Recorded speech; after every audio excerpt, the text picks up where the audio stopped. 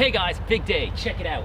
Brand new 2024 RZR XP 1000 Ultimate sitting right there. Battle wagon in the back, got a new unit on the fleet, and I know a lot of you guys will be excited about this thing. Polaris has brought in fresh body style to the 1000 XP this year, so it's an exciting time. There's a lot of cool changes, nothing crazy big, but there's definitely some changes that they did that will impact the usability of the machine, and it's definitely improving and progressing as these vehicles always do.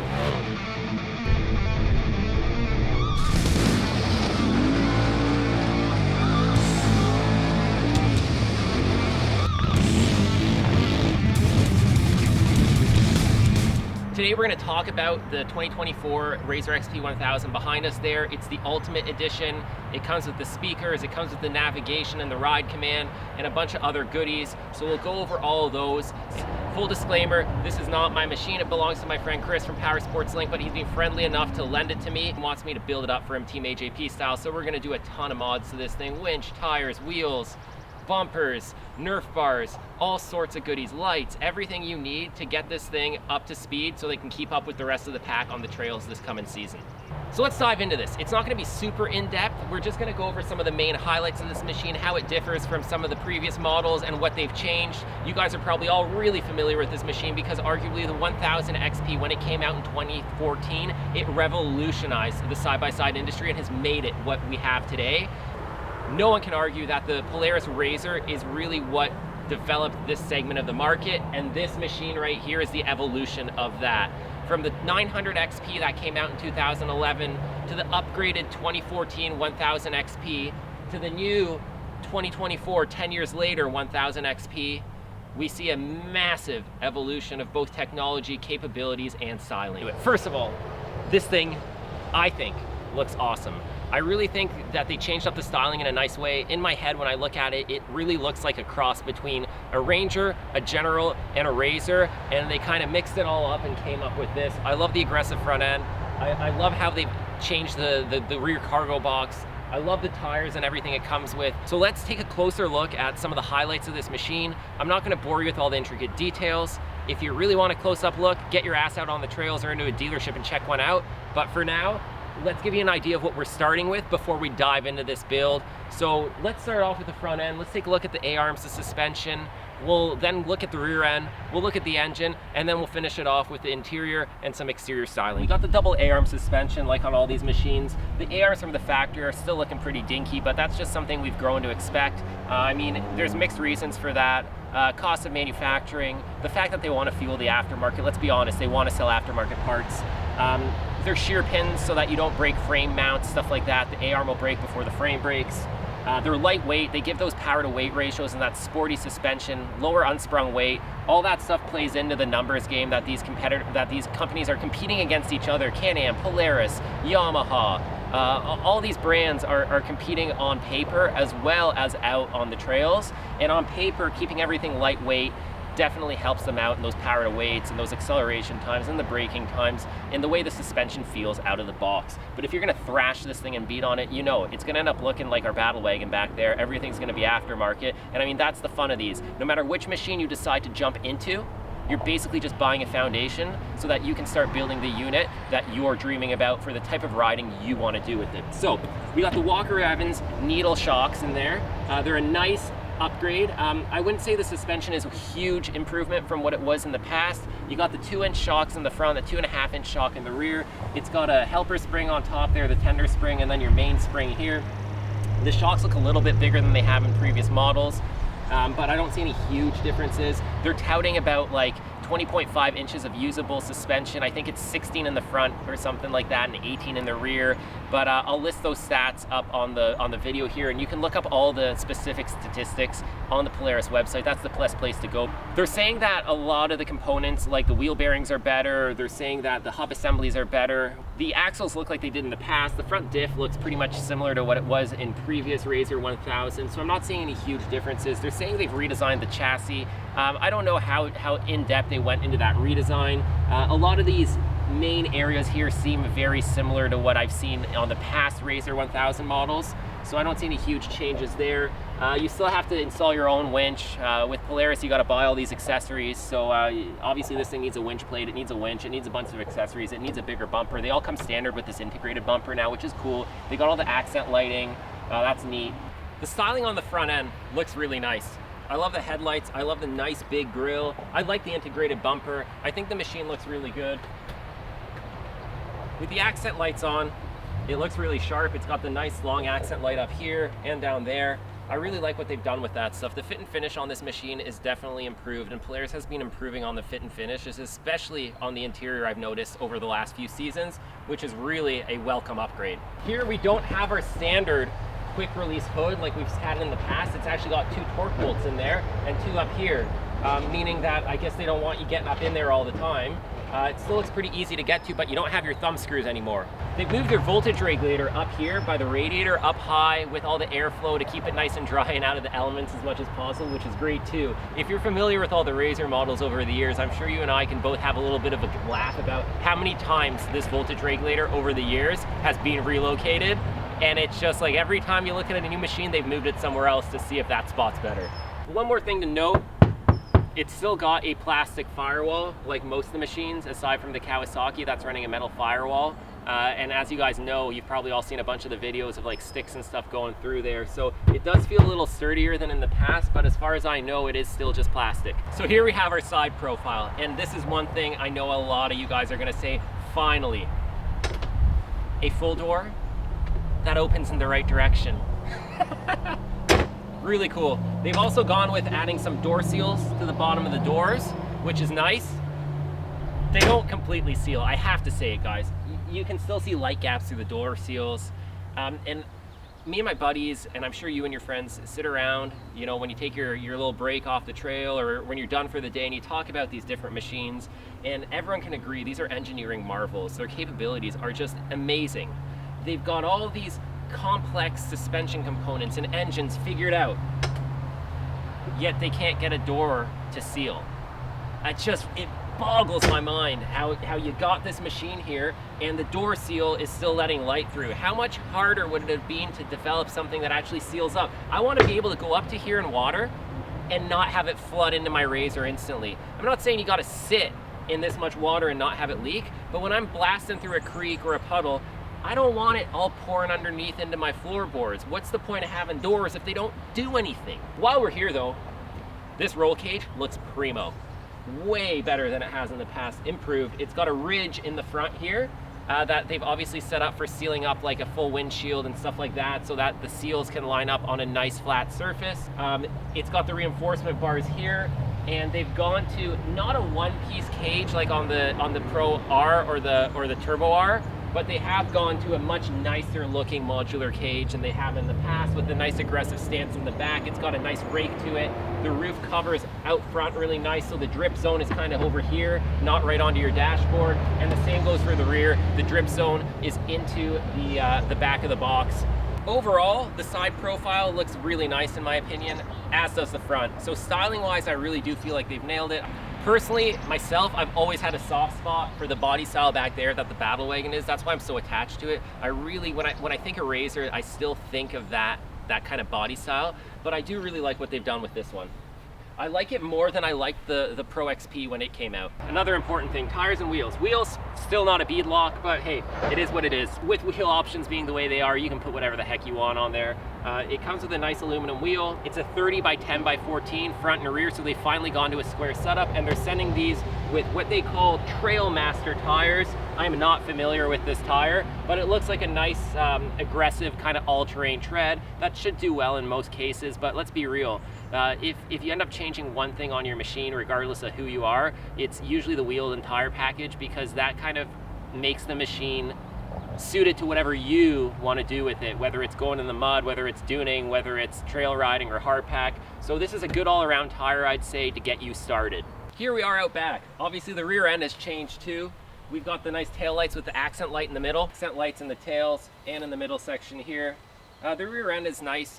What they did is they definitely improved on the box. The whole thing lifts up to give you access to the engine, similar like what they did on the Pro XP models. Another cool feature is they've set this box up so you can run a tonneau cover and cover the box up from the elements, which is a neat, easy way to keep all the crap off your stuff. And now, knowing Polaris and the aftermarket, there's going to be a ton of lock and ride accessories, a ton of cooler options and storage options for this machine coming your way. They've bumped the exhaust up, and I really like this. They've got this exhaust running up and straight back. I'm not a fan of down-pointing exhaust, because if you're riding in a dry, dusty climate, the amount of air coming out of here is huge, and if you point it down at the ground, you kick up a ton of dust. So I really like that they've done it this way. I think it looks cool too. I'm assuming, like most of their exhaust systems, there's a catalytic converter hiding inside of there, but we know the aftermarket will be here to serve you with your exhaust needs, so you can count on that. You can see the cage profile running back down here. They've got a really aggressive look of the cage here. I really like that. They've got the massive intakes for the CVT and for the engine, and it's got frog skins on both sides. They've really increased the size of the intakes, which is great, because notoriously, especially this outside intake, will plug up with mud and stuff like that and increase belt temps and reduce airflow, both on the engine side and on the CVT side here. Overall, personally, I think they did a good job with the rear end as well, so I'm happy. Front, side, and rear all looks good to me, and then we'll shift on over to the interior soon, and I also think they did an excellent job with that. But let's quickly dip into the rear suspension and take a quick look at that. Not too much has changed. Here we are out back. Like always, Polaris model to model is always messing with the CVT intake piping, with the CVT belt covers, trying to improve cooling, trying to improve airflow, and over the years, they've done a lot of work to improve the way the CVT functions. Just driving this thing around a little bit, I gotta tell you, out of the box, the clutching does feel great. They've dropped the gearing a little bit on this machine. The transmission's been updated. There's no reverse chain. They've gone to a full gear setup. You got the nice big reservoirs on these Walker Evans needle shocks. A ton of spring here. Adjustable shock up there. It looks good. It looks good. Not huge differences from the previous models. But I do believe they've added a little bit of travel. I hate to be the bearer of bad news, but the CVT exhaust is still right here, right above the CVT. We all agree on the fact that the CVT exhaust is so much lower than it should be, and if you get into any trouble, you're filling that case up. Everyone always looks up here, it's like, you know, I'm good to go, my intakes are out of the water, and you forget about the CVT, and then next thing you know, you're floating there dead. It's got a rear sway bar setup similar to everything else in its class. It's got the rear trailing arms. It's got the double rear radius rod setup. So not much changes there. As far as the hub assemblies and everything goes, they look pretty similar like they have in the past. However, Polaris has stated that they have increased the size. They are beefier and stronger. Supposedly the wheel bearings are improved and all the spindle / hub assemblies are stronger. I'd have to pull a wheel off to get a look at that, so in the future we'll update you on that. Let's take a quick peek at the stock exhaust and the engine from this side. We've still got the 999cc 2-cylinder ProStar engine in here, toting an extra 4 horsepower than it did last year. I can't remember what they're saying. I think it's like 114 or something like that.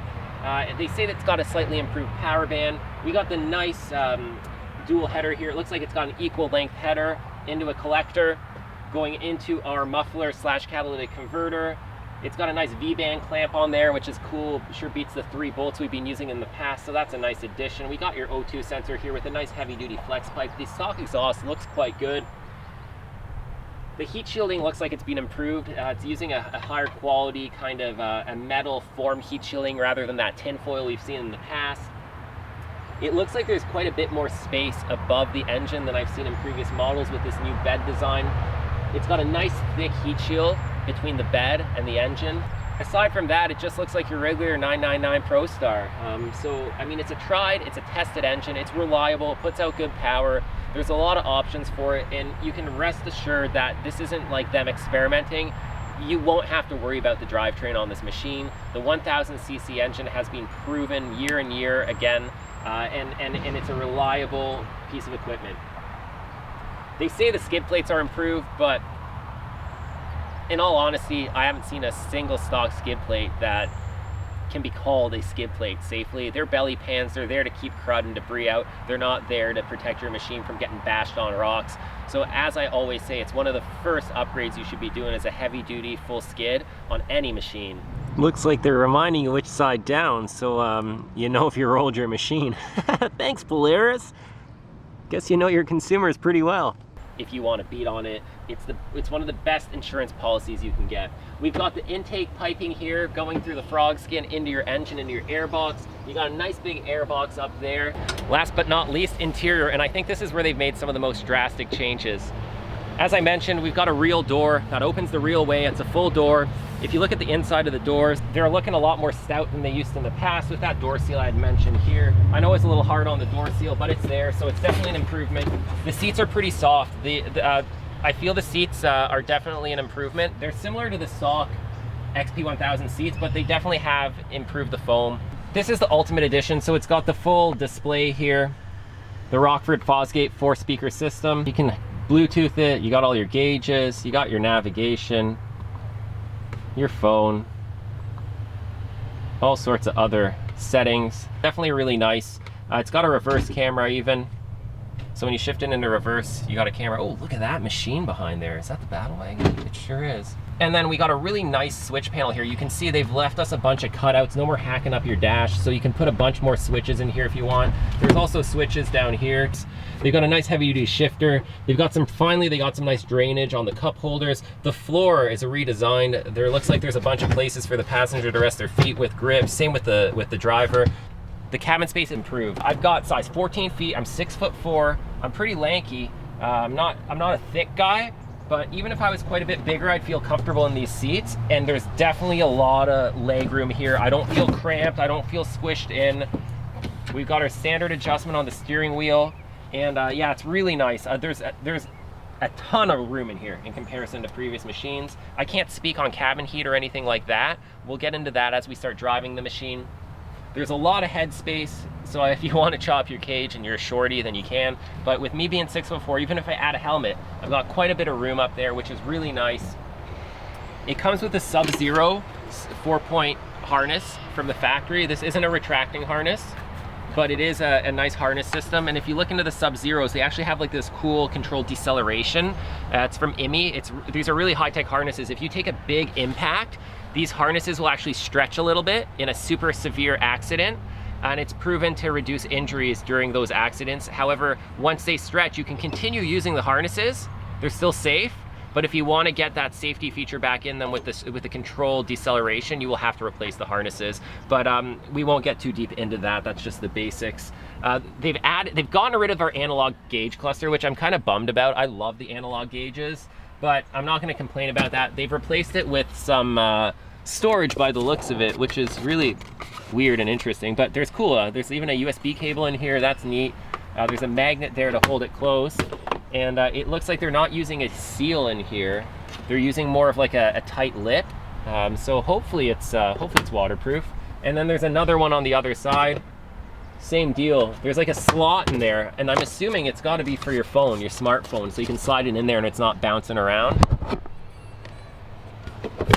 Anyways, as far as the interior is concerned, I like it. I think all the improvements that they've done are great. It's got the standard glove box under there. There's a 12-volt plug still. Everything you'd expect out of a machine like this, but they've refined it a little bit more. We got speakers back here, speakers over here. This thing is decked out.